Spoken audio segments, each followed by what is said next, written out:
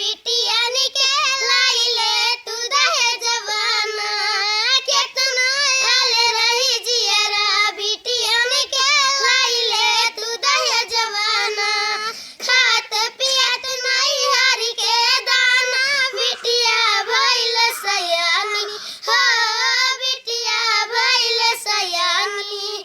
गइल ससुरारी में शादी करके बन के दुल्हन रानी की घर में बड़ी घरानी की घर में बड़ी घरानी रुपयन के लाइले तू दहेजवाना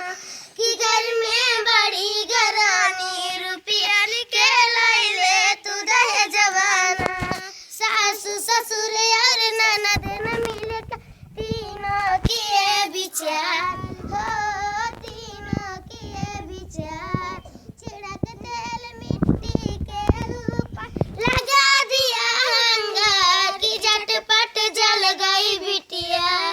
की झटपट जल गई बिटिया अगियन में खुश होत दहेजवाना कितना आल रही जियरा बिटियन के लाइले तू दहेजवाना डियर राम राज कहते बाप गरीब लाचार हो बाप गरीब लाचार